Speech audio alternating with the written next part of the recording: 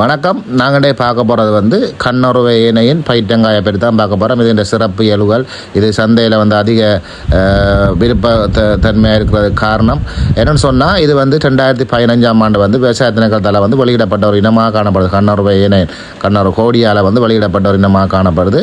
இதுன்ற சிறப்பு இயல்பு என்னென்னு சொன்னால், இது வந்து கழுத்தல்கள் நோய்க்கு வந்து நோயில் பயிற்றங்காய்க்கு வரக்கூடிய முக்கிய நோயான கழுத்தல்கள் நோய்க்கு வந்து எதிர்ப்பினமாக காணப்படுது. அதை விட வந்து இதில் வந்து விளைச்சல் அதிகமாக இருக்கும்.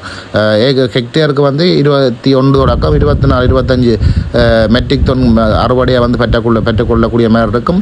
அதோட வந்து இந்த பயிற்றங்காயை பார்த்தீங்கன்னு சொன்னால் நல்ல நீளமான பயிற்றங்காயம், சதைப்பிடிப்பான பயிற்றங்காயம், நல்ல பச்சை கலராக இருக்கும். இப்போ சந்தையை பொறுத்த வரைக்கும் சந்தையில் வந்து அதிக அளவில் வந்து மக்களால் விரும்பப்படக்கூடிய இனமாக இது காணப்படுது. என்ன சொன்னால் 2-3 நாளைக்கு வந்து வீட்டில் ஸ்டோரேஜ் பண்ணியும் வச்சுக்கலாம். இப்போ காயிற தன்மை அதில் குறைவு.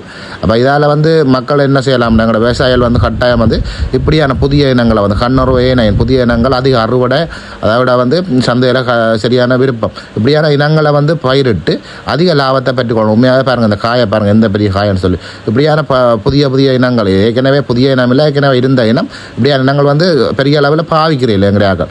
அப்போ இப்படியான இனங்களை வந்து கட்டாயம் நீங்கள் வாங்கி பயிரிட்டு வந்து அதிக அறுவடை, ஏன்னா சந்தையில் வந்து பயிற்றங்காய்க்கு ஓரளவு விலையும் இருக்குது. அப்போ அதால் வந்து இப்படியான இனங்களை வேண்டி வையுங்கோ. நன்றி.